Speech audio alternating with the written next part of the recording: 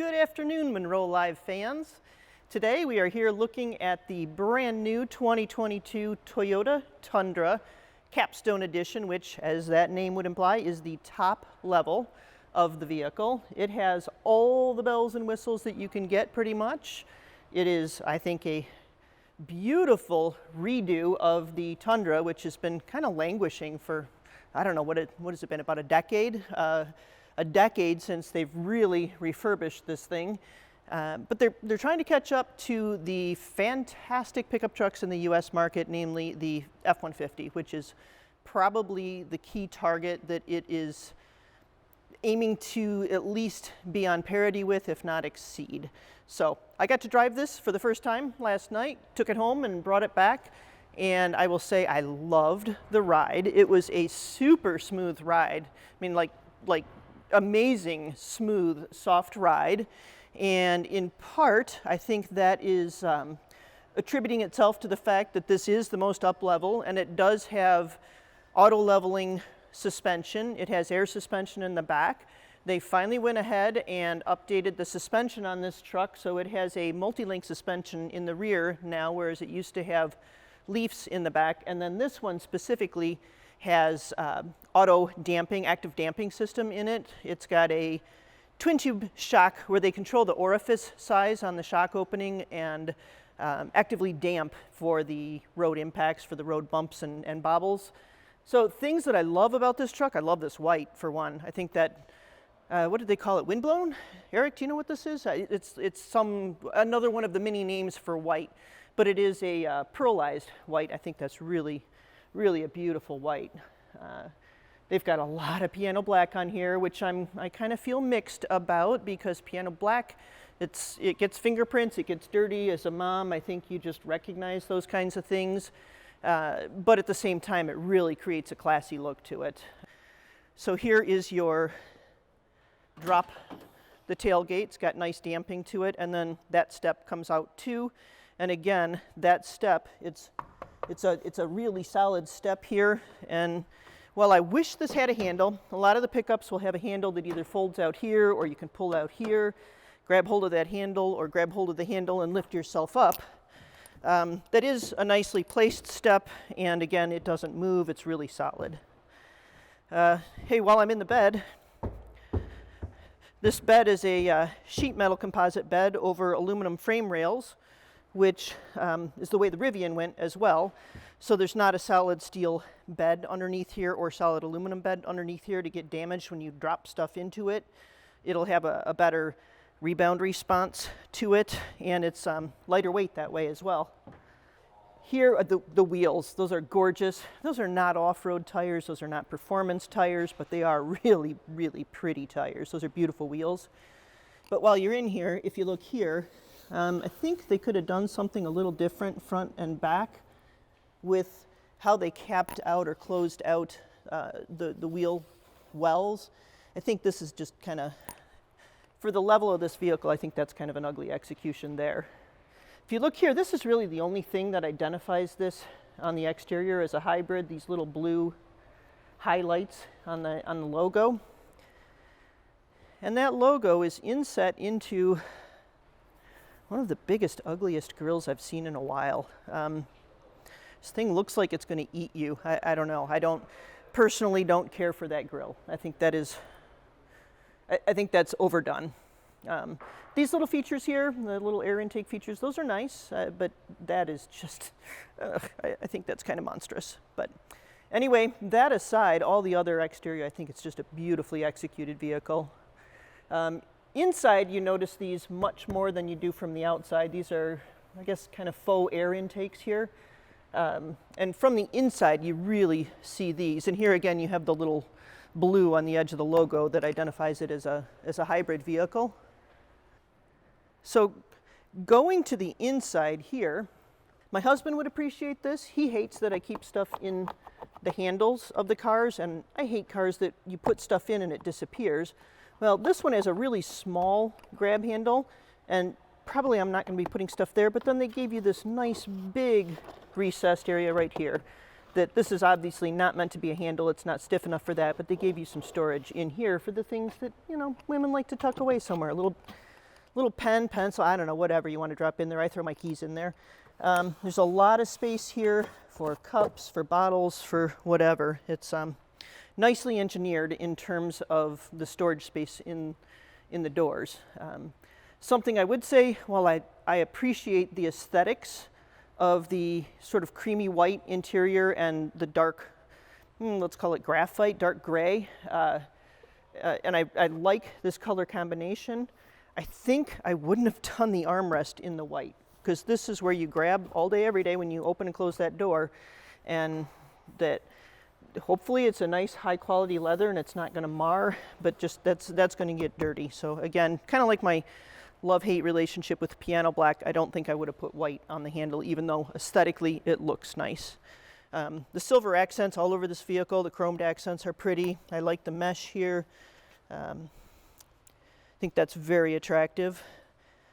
Somewhere I will say again, the plus and minus of the dark light two-tone interior, the way they did it on the seat, I think is a much better idea.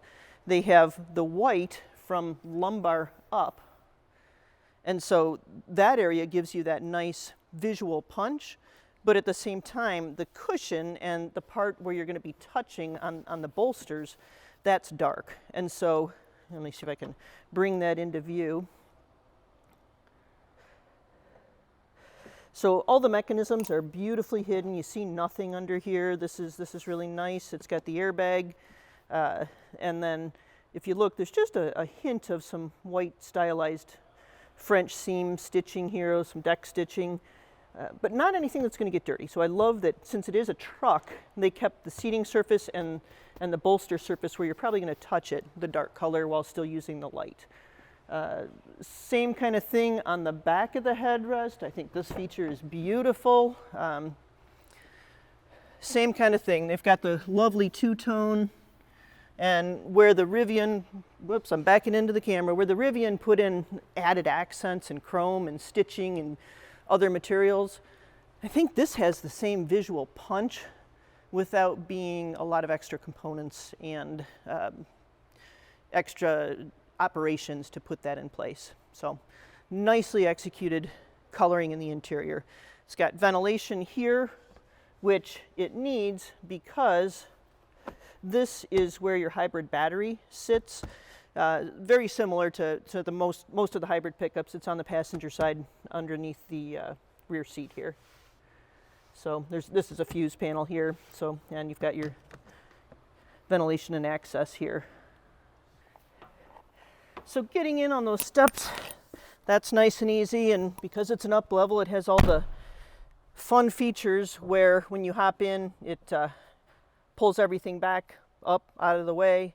It's got a lot of range. As a shorter person, I do feel kind of small in here. This is where I found those front grille features, faux air intake features, to be a little overpowering. They're just, from up here, I can see how it would make the truck have a more powerful feel. It's got that aggressive hood shape to it, but it just, for me, it doesn't do a lot. When I bring myself to a driving position, it's still a great view. I don't feel obstructed in any way. Again, this is just such a mammoth cabin interior. I feel very tiny in here, height-wise.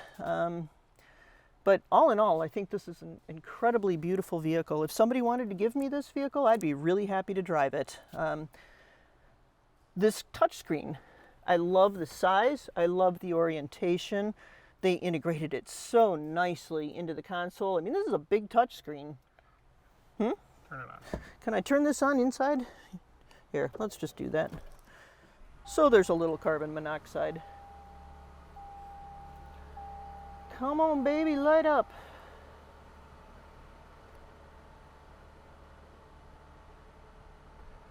So this is a really nice touch screen. They actually have some features in here that I don't know that I've seen in a touch screen in a vehicle before. You can do like you can on your iPad. You've got the pinch and stretch. It interacts very similarly to what you would expect on a normal, like an iPad or a touch computer screen, which is really nice. The vehicle settings are all readily available. The audio, this one has the up-level audio, the JBL audio with the 12-speaker sound system. Something I noticed about that is that this is such a quiet vehicle that you can tell the audio from the engine is enhanced through the JBL sound system. It's not an 8-cylinder, it's a 6, it's a 3.5-liter 6, and there's just no way you can get a 6 to sound like an 8, but with the enhanced sound system noise piped in, the added exhaust, it still sounds like it has that kind of V8 nice deep throaty growl. One complaint I have about the white seats and this giant touchscreen and the angle that it's at, I drive into the sun in the morning and into the sun on the way home in the evening, and I couldn't see my touchscreen pretty much at all because all I saw was the reflection of this white seat back on the glare of this screen. It was kind of crazy. And I mean, like with most of these vehicles, most of your controls are all here on the touchscreen. And when I was trying to change the radio, I had to wait till I got to a stop sign and then kind of lean in like this so that I wasn't seeing just the reflection of that white seat back. There's got to be some kind of an anti-glare coating that can be put on these. It seems like that's not an impossibility. So yeah, nice, smooth, pretty glare, couldn't see it. So the hybrid system in this is different from every other Toyota hybrid system that they've done. Their usual is a 2-motor system, and this one you have the engine, you have your inverter, and then you just have the motor generator tucked in between the engine and the transmission. So the difference here is that you're using all of your generated power to actually drive the wheels. In most of the other hybrids, what you're doing is you're taking your power from the engine, you're using one motor to turn that power into electricity, which you then store in the battery, which then is used to drive that second motor that drives the wheels.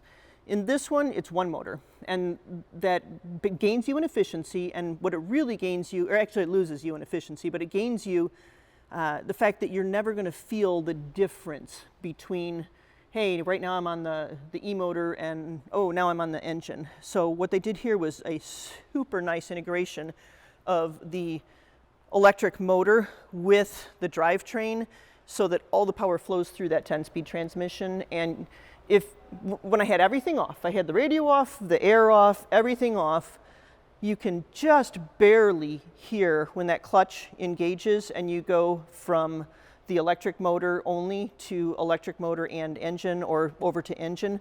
You don't feel it at all. It's pretty much seamless on and off. In this one, it's anything over 18 miles an hour, you're always using the engine as well.